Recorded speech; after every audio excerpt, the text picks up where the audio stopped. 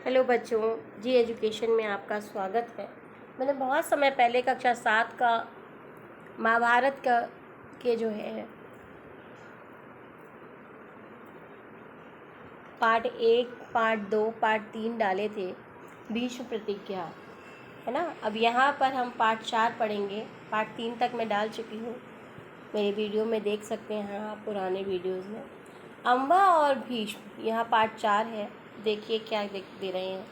सत्यवती के पुत्र चित्रांगद बड़े ही वीर परंतु स्वेच्छाचारी थे। स्वेच्छाचारी यानी अपनी बुद्धि से आचरण करने वाले, अपने मन से ही कार्य को करने वाले। एक बार किसी गंधर्व के साथ युद्ध हुआ, उसमें वह मारे गए, उनकी मृत्यु हो गई। उनके कोई पुत्र न था, इसलिए उनके छोटे भाई विचित्र वीर हस्तिनापुर की राजगद्दी पर बैठे। विचित्र वीर की आयु उस समय बहुत छोटी थी, इस कारण उनके बालिग होने तक राजकाज भीष्म को ही संभालना पड़ा। ठीक है। सत्यवती के 2 पुत्र हुए, चित्रांगद और विचित्रवीर। पहले पुत्र जो है किसी गंधर्व के साथ युद्ध में मारे गए। जब विचित्रवीर के विवाह के योग्य हुए तो भीष्म को उनके विवाह की चिंता हुई। उन्हें खबर लगी कि काशीराज की कन्याओं का स्वयंवर होने वाला है। यह जानकर भीष्म बड़े खुश हुए और स्वयंवर में सम्मिलित होने के लिए काशी रवाना हो गए। देश के विदेश के अनेक राजकुमार उस स्वयंवर में भाग लेने के लिए आए थे। राजपुत्रियों को पाने के लिए आपस में बड़ी स्पर्धा थी। स्पर्धा माने प्रतियोगिता थी। क्षत्रियों में भीष्म की प्रतिज्ञा की प्रतिष्ठा अद्वितीय थी। उनके महान त्याग और भीषण प्रतिज्ञा का हाल सब जानते थे। इसलिए जब वह स्वयंवर मंडप में प्रविष्ट हुए तो राजकुमारों ने सोचा कि वह स्वयंवर देखने के लिए आए हैं, परंतु जब स्वयंवर में सम्मिलित होने वालों में भीष्म ने भी अपना नाम दिया तो अन्य कुमारों को निराश होना पड़ा। उनको क्या पता था कि दृढ़वती भीष्म अपने लिए नहीं वरन अपने भाई के लिए स्वयंवर में सम्मिलित हुए हैं। सभा में खलबली मच गई। चारों ओर से भीष्म पर फफ्तियां कसी जाने लगीं।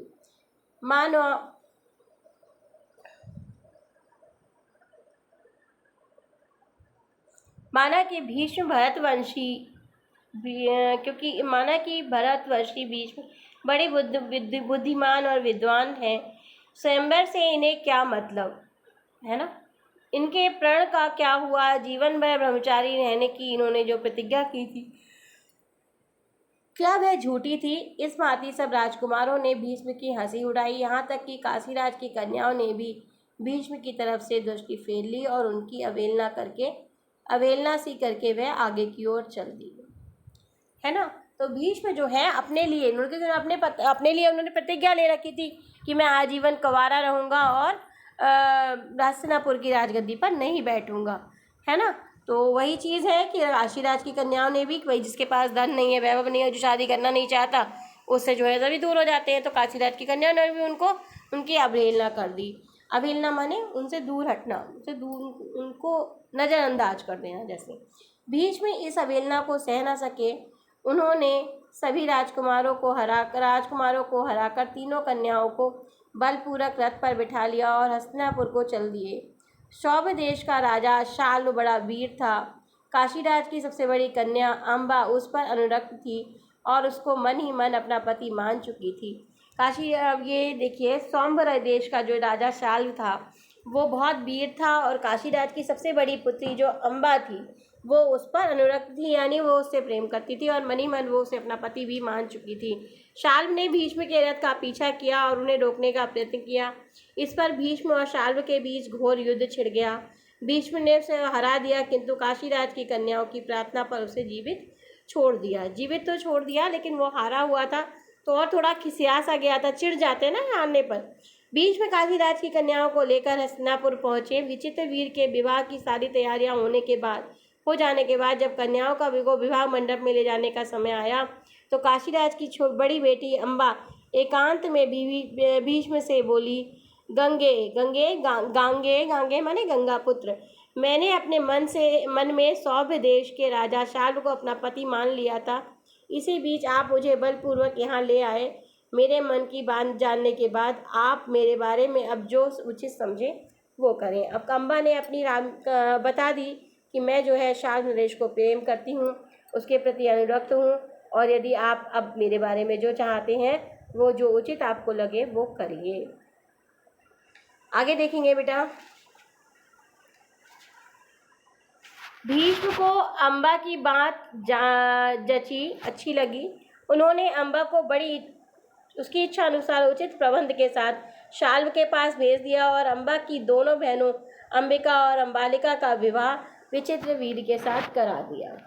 दोनों बहनों का विवाह जो है विचित्रवीर के साथ हो गया। अम्बा अपने मनोनीत पर वर, यानी मनोनीत माने अपने मन से चाहे हुए वर पर शौभराज शाल्व के पास गई और सारा वृत्तांत कह सुनाया। उसने कहा, राजन, मैं आपको ही अपना पति मान चुकी हूँ। मेरे अनुरोध से भीष्म ने मुझे आपके पास भेजा है। आप मुझे अपनी पत्नी स्वीकार कर लें। पर शाल्व ने न माना। उसने अम्बा से कहा कि सारे राजकुमारों के सामने भीष्म ने मुझे युद्ध में पराजित किया और तुम्हें बलपूर्वक हरण करके ले गए। इतने बड़े अपमान के बाद मैं तुम्हें कैसे स्वीकार कर सकता हूँ। तुम्हारे लिए अब उचित यही है कि तुम भीष्म के पास जाओ और उनकी सलाह के मुताबिक ही काम करो। अब उन्होंने क्या किया, क्योंकि वैसे वह हारने से खिसियाए हुए तो थे ही, अब उन्होंने जो है अम्बा को रखने से मना कर दिया कि अब जाओ और भीष्म जो तुम्हें सलाह दें उस भीष्म की सलाह से काम करो, तुम्हें मैं नहीं रखूँगा, अब तुम भीष्म के पास ही जाओ। ऐसे ही बेचारी अम्बा जो है, अब अम्बा के लिए तो कोई साधन नहीं रहा, मैं कैसे वो चली आई, ठीक है, मेरा भाइयों को हरा करके लेकर के आए हैं। ऐसे ही अब सौम्भ नरेश जो है, साल्व ने भी उन्हें ठुकरा दिया। अब अम्बा के पास केवल यही कारण था जो कि वो विचित्रवीर के साथ विवाह करे या फिर जो है भीष्म के साथ करे। तो भीष्म तो प्रतिज्ञाबद्ध थे, ठीक है। तो आगे देखते हैं। बेचारी अम्बा हस्तिनापुर लौट आई और भीष्म को सारा हाल कह सुनाया। उन्होंने विचित्रवीर से कहा, वत्स, राजा शाल्व अम्बा को स्वीकार नहीं करता। इससे विदित होता है कि उसकी इच्छा अम्बा को पति बनाने की नहीं थी। अब उसके साथ तुम्हारा ब्याह करने में कोई आपत्ति नहीं रही है। विचित्रवीर अम्बा के साथ विवाह करने को राजी न हुए। बेचारी अम्बा न इधर की रही न उधर की, और कोई रास्ता न देख भीष्म से बोली, गांगे, मैं तो दोनों ओर से ही गई, मेरा कोई भी सहारा न रहा। आप ही मुझे हर लाए थे, अतः अब आपका कर्तव्य है कि आप मेरे साथ ब्याह करें। ये कह रही हैं कि अब गंगा पुत्र भीष्म से वो कहती हैं कि अब आप मेरा सहारा बनिए। मैं तो ना तो ससुराल की रही ना मैके की, और ना ही मुझे विचित्रवीर चाहता है अपनी पत्नी बनाना, ना ही शाल्व नरेश, ठीक है। तो अब आप क्या करिए, आप मेरे साथ विवाह करिए। आगे देखते हैं।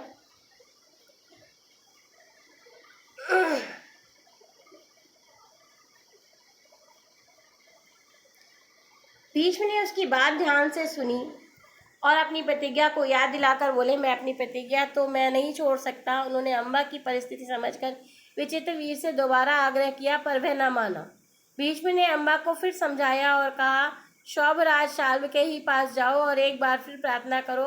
अम्बा लाचार अम्बा फिर शाल्व के पास गई और उसकी बहुत मिन्नतें की, लेकिन दूसरे की जीती हुई कन्या को स्वीकार करने से शौभराज ने साफ इनकार कर दिया। अम्बा इस प्रकार 6 साल तक हस्तिनापुर और शौभ देश के बीच ठोकरें खाती फिरी। उसने अपने इस सारे दुख का कारण भीष्म को ही समझा और उन पर उसे बहुत क्रोध आया और प्रतिहिंसा की आग में उसके मन में जलने लगी। भीष्म से बदला लेने के लिए वह कई राजाओं के पास गई, उनको अपना दुखड़ा सुनाया। भीष्म से युद्ध करके उनका वध करने की उन राजाओं से प्रार्थना की, पर लोग तो भीष्म के नाम से ही डरते थे। किसी में इतना साहस नहीं था कि भीष्म से युद्ध करे। क्षत्रियों से एकदम निराश होकर अम्बा ने तपस्वी ब्राह्मणों की शरण ली। तपस्वियों ने कहा, बेटी, तुम परशुराम के पास जाओ, वे ही तुम्हारी इच्छा अवश्य पूरी करेंगे। तब ऋषियों की सलाह पर अम्बा परशुराम के पास गई। अम्बा की करुण कहानी सुनकर परशुराम का हृदय पिघल गया। उन्होंने दयार्द यानी दया करते हुए दयार्द स्वर में कहा, काशीराज कन्ये, तुम मुझसे क्या चाहती हो? अम्बा ने कहा, ब्राह्मण वीर, मेरी प्रार्थना केवल यही है कि आप भीष्म से युद्ध करें और मैं आपसे भीष्म के वध की भीख मांगती हूँ। तो आगे देखते हैं कि उन्होंने परशुराम जी से कहा है, क्या होता है आगे।